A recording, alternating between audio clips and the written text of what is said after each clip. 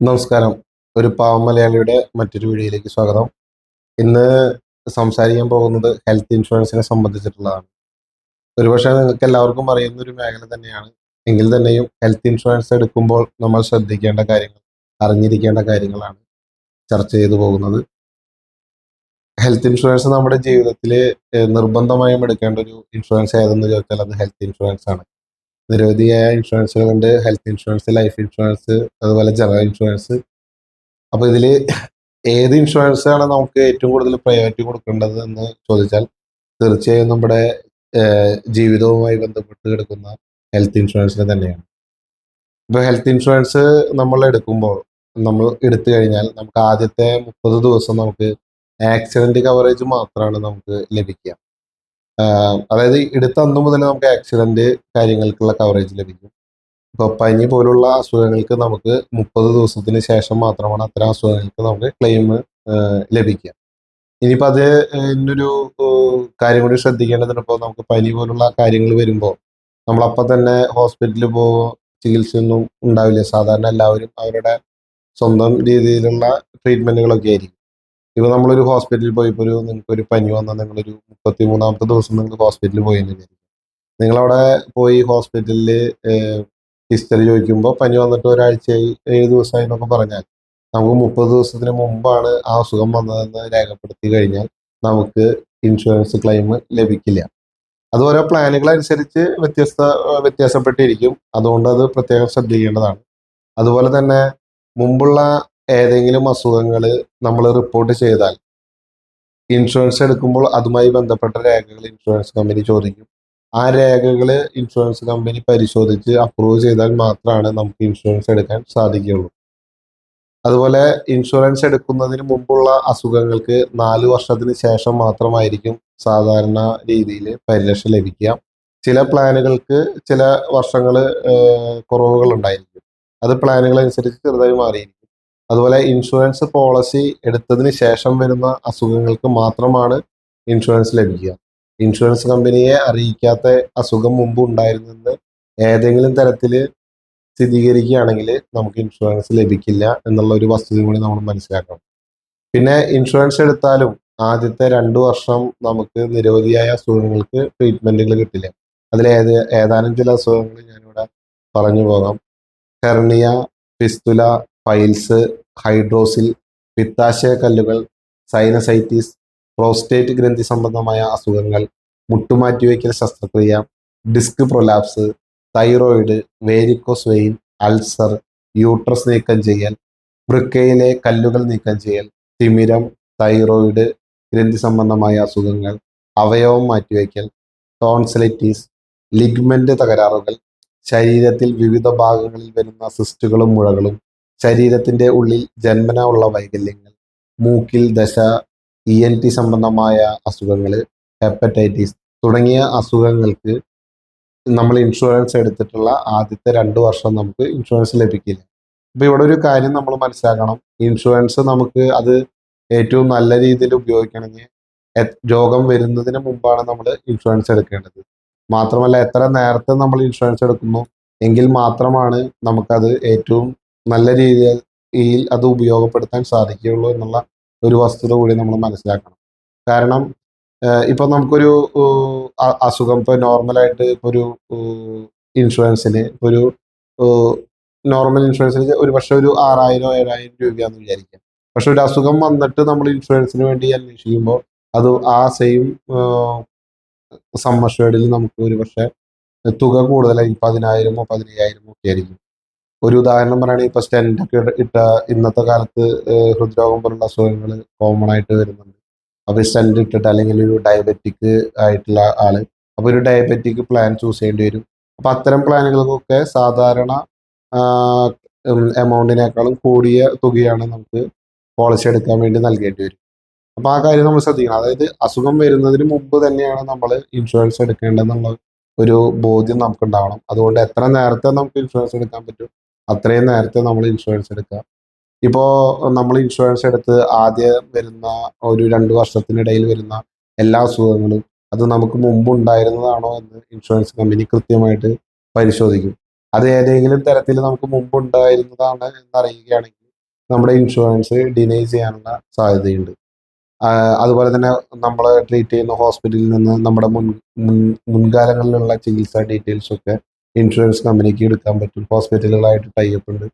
ആ ഡീറ്റെയിലുകൾ കിട്ടുമ്പോൾ നമുക്ക് ഇപ്പോൾ ഇൻഷുറൻസ് എടുക്കുന്ന സമയത്ത് നമ്മൾ സൂചിപ്പിക്കാത്ത അസുഖങ്ങൾക്ക് നമ്മൾ മുമ്പ് ട്രീറ്റ് ചെയ്തു, അതിൻ്റെ ഭാഗമായിട്ടാണ് നിലവിൽ നമ്മൾ ഹോസ്പിറ്റലൈസ് ചെയ്തിട്ടുള്ളത് എങ്കിൽ നമ്മുടെ ഇൻഷുറൻസ് നിരസിക്കാനുള്ള സാധ്യത കൂടുതലാണ്. ഇപ്പൊ എത്ര നേരത്തെ നമ്മൾ ഇൻഷുറൻസ് എടുത്തു, ഇപ്പോൾ ആദ്യകാലങ്ങളിൽ 2 ഇയറിനുള്ളിലൊക്കെ വരുന്ന എല്ലാ ക്ലെയിമുകൾക്കും അത് മുമ്പുണ്ടായിരുന്നു എന്നുള്ള ഒരു പരിശോധനയുടെ ഭാഗമായിട്ട് ഒരു പക്ഷേ നമുക്ക് ക്യാഷ്ലെസ് ഉള്ള സ്ഥലത്ത് പോലും നമുക്ക് റീഇംബേഴ്സ്മെന്റിന് വേണ്ടിയിട്ട് റീഇംബേഴ്സ് ചെയ്യാനേ ചിലപ്പോൾ ഒരു പക്ഷേ സാധിക്കുള്ളൂ.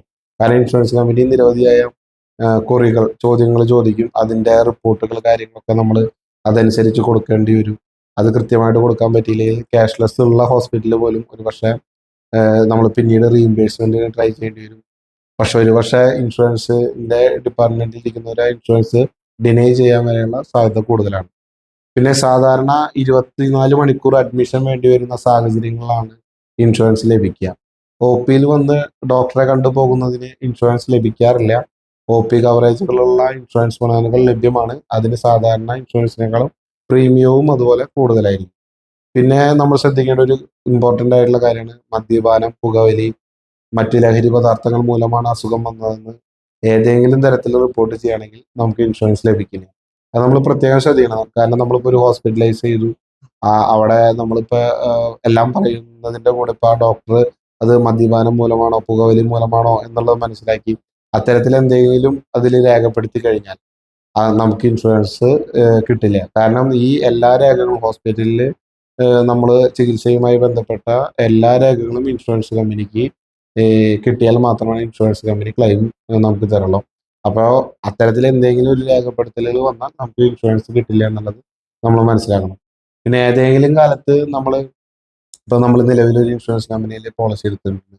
പക്ഷെ നമുക്ക് കുറച്ച് നാളുകൾ കഴിഞ്ഞ് വേറൊരു ഇൻഷുറൻസ് കമ്പനിയുടെ പോളിസി നമുക്ക് ഇത്തിരി കൂടി ആകർഷകമായി തോന്നി, അതാണ് നല്ലത് എന്ന് തോന്നി. ഇനിയിപ്പോൾ പൈസ കുറവോ അല്ലെങ്കിൽ ഇത്തിരി കൂടി മെച്ചപ്പെട്ട സർവീസുകളും കാര്യങ്ങളാണെങ്കിൽ നമുക്ക് തോന്നുകയാണെങ്കിൽ നമ്മൾ ഒരിക്കലും പോയിട്ട് ഇപ്പം നമ്മളൊരു 3 വർഷമായിട്ടുള്ള എടുത്തിട്ടുള്ള ഒരു പോളിസിയാണെന്ന് വിചാരിക്കുക. ആ പോളിസി ഈ ഈ കമ്പനി വേണ്ട, പുതിയ കമ്പനിയിൽ പോയി എടുക്കാമെന്ന് കരുതി നമ്മൾ പുതുതായിട്ട് പോയിട്ട് എടുക്കരുത്. എപ്പോഴും നമ്മൾ നിലവിൽ എടുത്തിട്ടുള്ള ഇൻഷുറൻസ് പോളിസി നമ്മൾ ട്രാൻസ്ഫർ ചെയ്യാൻ വേണ്ടിയിട്ട് നമ്മൾ ശ്രദ്ധിക്കണം. കാരണം എവിടെ ഏത് പോളിസി നമ്മൾ പുതുതായിട്ട് എടുത്താലും നമുക്ക് വെയിറ്റിംഗ് പീരീഡ് ഉണ്ട്. അപ്പോൾ നമ്മൾ ഈ നിലവിലുള്ള പോളിസി ട്രാൻസ്ഫർ ചെയ്യുമ്പോൾ നമുക്ക് ആ ബെനിഫിറ്റ്, ആ വെയിറ്റിംഗ് പീരീഡ് നമുക്ക് ഒഴിവാക്കി കിട്ടുന്നതായിരിക്കും. പിന്നെ ഒരു കാര്യം ശ്രദ്ധിക്കേണ്ടതുണ്ട്. ഇപ്പൊ പുതുതായിട്ട് എടുക്കുന്ന പോളിസി ഇപ്പൊ നമുക്ക് നിലവിലൊരു 5 lakhന്റെ പോളിസിയാണ് നമുക്കുള്ളത്. നമ്മളത് അപ്ഗ്രേഡ് ചെയ്യുന്നത് ഒരു 8 lakhലേക്കോ അല്ലെങ്കിൽ ഒരു 10 lakhലേക്കോ ആണെന്നെങ്കിൽ അവിടെയും നമുക്ക് 5 lakh വരെയാണ് ഇപ്പോൾ ട്രാൻസ്ഫർ ചെയ്ത് കഴിഞ്ഞ കമ്പനി നമുക്ക് തരാം. അതിൽ കൂടുതൽ വരുന്ന പ്രീമിയത്തിന് അവർ ആ വെയിറ്റിംഗ് പീരീഡ് എടുക്കുന്നത് സ്വാഭാവികമാണ്. അത് പ്ലാനുകൾക്കനുസരിച്ച് ചെറിയ വ്യത്യാസങ്ങളുണ്ടായിരിക്കും. പിന്നെ ശ്രദ്ധിക്കേണ്ട ഒരു കാര്യമാണ് നമ്മുടെ ഇൻഷുറൻസിന്റെ പ്രീമിയം. ഇപ്പൊ നമ്മൾ നിലവിലുള്ള ഒരു ഏജിൽ നമ്മളൊരു ഇൻഷുറൻസ് എടുത്തു, അതിന്റെ ഒരു പ്രീമിയം വന്നു. പിന്നെ നമ്മുടെ വയസ്സ് കൂടുമ്പോൾ അതനുസരിച്ച് ഇൻഷുറൻസിന്റെ പ്രീമിയവും വർദ്ധിക്കും എന്നുള്ളൊരു കാര്യം നമ്മൾ അറിഞ്ഞിരിക്കേണ്ടതുണ്ട്. കാരണം ഇപ്പോൾ ഒരു ഒരു സെയിം പ്രീമിയം, ഒരു 5 lakhന്റെ ഒരു പ്രീമിയം ഒരു 35 വയസ്സുള്ള ഒരാൾക്ക് വരുന്നത് ഒരു 7,000 രൂപയാണെങ്കിൽ അതേ സെയിം പ്രീമിയം അതൊരു 68 വയസ്സുള്ള ആൾക്ക് വരാൻ ഒരു പക്ഷേ 30,000 രൂപയായിരിക്കും. അതായത് നമ്മുടെ വയസ്സ് കൂടുന്നതനുസരിച്ച് നമ്മുടെ പ്രീമിയവും വർദ്ധിക്കും. പിന്നെ എത്ര നേരത്തെ നമ്മൾ ഇൻഷുറൻസ് എടുക്കുന്നോ അത്രയും നേരത്തെ നമ്മൾ പരിരക്ഷ ഉറപ്പാക്കുന്നു എന്നത് മാത്രമാണ് വസ്തുത. അതായത് അസുഖം വന്നിട്ട് നമ്മൾ ഒരിക്കലും ഇൻഷുറൻസ് എടുക്കാമെന്ന് കരുതരുത്. ഇൻഷുറൻസ് ഏജന്റ് മുഖേനയോ ഇൻഷുറൻസ് കമ്പനികളിലെ വെബ്സൈറ്റുകൾ വഴി ഓൺലൈനായോ ഇൻഷുറൻസ് കമ്പനികളിൽ നിന്ന് നേരിട്ടോ നിങ്ങൾക്ക് ഇൻഷുറൻസ് എടുക്കാം. ഇനി സ്വന്തമായിട്ട് ഇൻഷുറൻസ് ഇനിയിപ്പോൾ ഇതല്ല ഏജന്റ് സ്വയമാകണമെങ്കിൽ തന്നെ ചെറിയ ടെസ്റ്റുകളുണ്ട്. ആ ടെസ്റ്റുകൾ ഓൺലൈൻ ടെസ്റ്റാണ്. ഓൺലൈൻ ടെസ്റ്റ് എഴുതിയ നിങ്ങൾക്ക് തന്നെ ഏജന്റ് ആയി ഇൻഷുറൻസ് നിങ്ങളുടെ പേരിൽ തന്നെ എടുക്കാം. അപ്പോൾ ആ ഏജന്റിനുള്ള കമ്മീഷനും കാര്യങ്ങളും നിങ്ങൾക്ക് കിട്ടും. ഇപ്പോൾ ഒരു ഏജന്റിന്റെ കമ്മീഷൻ ആണെങ്കിൽ ഒരു പ്രശ്നം അല്ലെ, ഈ ഇൻഷുറൻസ് ഒക്കെ ഏജന്റിന്റെ സൗകര്യത്തിന് വേണ്ടിയിട്ടാണ് എന്നുള്ളൊരു ധാരണ ഉണ്ടാവരുത്. കാരണം ഏത് വർക്കിനും ഇപ്പോൾ ഏജന്റിന് കമ്മീഷൻ ഉണ്ട് തീർച്ചയായിട്ടും. കൃത്യമായ ഏത് ജോലിയെ പോലെ തന്നെ കമ്മീഷൻ അതുപോലെ തന്നെ കൂടുതൽ ഇൻഷുറൻസ് ചെയ്യണതിന് ഇൻസെൻറ്റീവ് പോലുള്ള കാര്യങ്ങളുണ്ട്. പക്ഷേ ഈ ഇൻഷുറൻസ്, ഹെൽത്ത് ഇൻഷുറൻസ് എന്നുള്ളത് ഏജന്റിന് വേണ്ടിയിട്ടല്ല, നമുക്ക് വേണ്ടിയിട്ടാണെന്ന് മനസ്സിലാക്കിയിട്ട് വേണം നമ്മൾ ഇൻഷുറൻസ് എടുക്കാൻ. ഇനി നിങ്ങൾക്ക് തന്നെ ഏജന്റ് ആവണമെങ്കിൽ അതിന് അത് ഇപ്പം നിങ്ങൾ ഏത് ഇൻഷുറൻസ് എടുക്കാൻ പോകുന്ന ആ കമ്പനിയുമായി ബന്ധപ്പെട്ട അവിടെയുള്ള സെയിൽസ് മാനേജേഴ്സ് നിങ്ങൾക്ക് ആ എക്സാം എഴുതാൻ വേണ്ട സഹായങ്ങൾ ചെയ്തു തരും. അതൊരു ഓൺലൈനായ ടെസ്റ്റാണ്.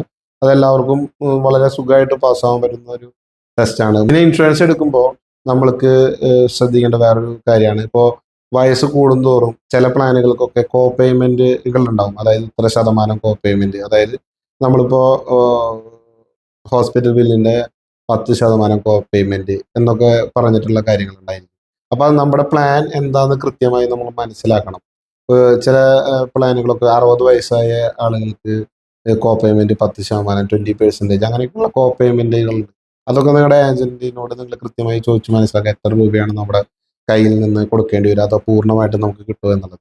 ഇപ്പൊ സാധാരണ ഇൻഷുറൻസുകളിൽ നമ്മൾ കണ്ടുവരുന്നത് എങ്ങനെയാണെന്ന് വെച്ച് കഴിഞ്ഞാൽ, കൺസ്യൂമബിൾസ് ഐറ്റംസ് നമ്മൾ കൊടുക്കേണ്ടി വരും, നമ്മൾ പേ ചെയ്യേണ്ടി വരും.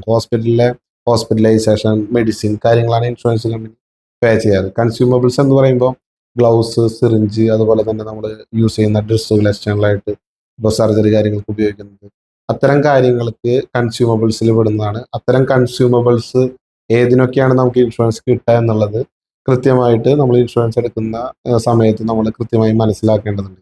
കാരണം നമ്മൾ ഇൻഷുറൻസ് എടുത്തു എന്ന് കരുതിയിട്ട് മുഴുവൻ കാര്യങ്ങളും ഇൻഷുറൻസിൽ കിട്ടണമെന്നില്ല. അത് പ്ലാനുകൾ അനുസരിച്ച് വ്യത്യാസപ്പെട്ടിരിക്കും. അത് കൃത്യമായി ചോദിച്ച് മനസ്സിലാക്കണം. പിന്നെ ചില പ്ലാനുകൾക്ക് പ്രഗ്നൻസി കവറേജുകൾ കാര്യങ്ങളില്ല. പക്ഷേ ഇത്ര നാളത്തെ വെയിറ്റിംഗ്, ഇപ്പോൾ 2 ഇയർ അല്ലെങ്കിൽ 3 ഇയർ വെയിറ്റിംഗ് ഉണ്ടെങ്കിൽ കവർ ചെയ്യുന്ന പ്ലാനുകളുണ്ട്. അത്തരം പ്ലാനുകൾ, ഓരോ പ്ലാനുകൾ അനുസരിച്ചും ഇൻഷുറൻസിന്റെ ഓരോ ഫീച്ചേഴ്സിനും ചേഞ്ചസ് ഉണ്ടായിരിക്കും. അപ്പോൾ ആ കാര്യങ്ങൾ കൃത്യമായി നമ്മൾ മനസ്സിലാക്കേണ്ടതുണ്ട്. ഇനിയിപ്പോൾ റൂം റെന്റിന്റെ കാര്യം എടുക്കുകയാണെങ്കിൽ, ഇപ്പോൾ നമുക്ക് ഒരു 5 ലാഖിന്റെ കവറേജ് ഉണ്ടെങ്കിൽ ഒരു ഇൻഷുറൻസിന്റെ റൂള് പ്രകാരം 1%, അതായത് 5000 രൂപ ഡെയിലി ഉള്ള റൂമാണ് നമുക്ക് എടുക്കാൻ സാധിക്കുക.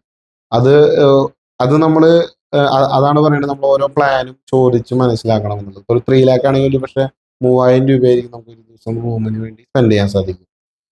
ICU അതുപോലെ എന്തിനെങ്കിലും കട്ട് ഓഫുകൾ ഉണ്ടോ, അത്തരം കാര്യങ്ങൾ കൂടി നമ്മൾ മനസ്സിലാക്കിയിട്ട് ബെറ്റർ ഒരു പാക്കേജ് ഉള്ള ഒരു ഇൻഷുറൻസ് ആയിരിക്കണം നിങ്ങൾ എന്നും ചൂസ് ചെയ്യേണ്ടത്. കാരണം നമ്മുടെ ജീവൻ വളരെ വിലപ്പെട്ടതാണ്.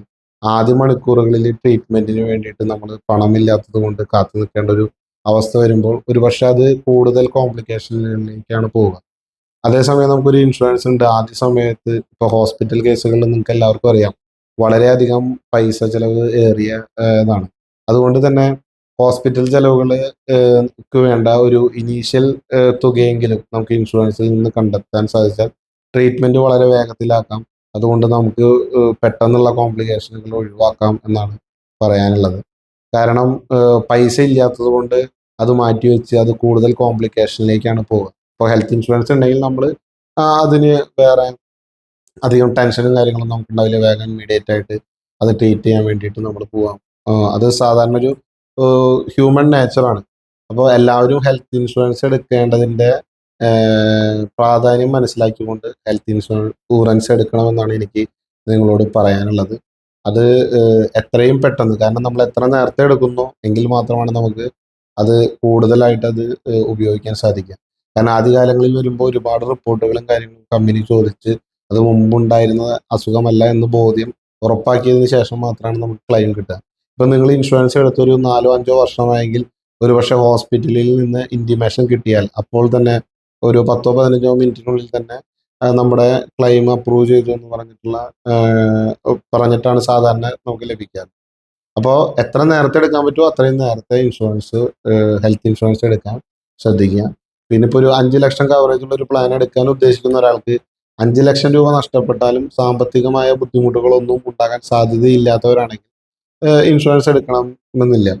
കാരണം നമ്മൾ നമ്മുടെ ഒരു റിസ്ക് മറ്റൊരാൾക്ക് നൽകുക, അതാണ് ഇൻഷുറൻസ് എന്നതുകൊണ്ട് ഉദ്ദേശിക്കുന്നത്. ഇൻഷുറൻസിൽ അറ്റ്മോസ്റ്റ് ഗുഡ് ഫെയ്ത്ത്, അതായത് നമ്മൾ പറയുന്ന എല്ലാ കാര്യങ്ങളും വിശ്വസിച്ചുകൊണ്ട് ആണ് ഇൻഷുറൻസ് കമ്പനി നമുക്ക് തരുന്നത്. അതുകൊണ്ട് തന്നെ നമ്മളെല്ലാ കാര്യങ്ങളും കൃത്യമായിട്ട് ഇൻഷുറൻസ് കമ്പനിയെ ബോധിപ്പിക്കണം.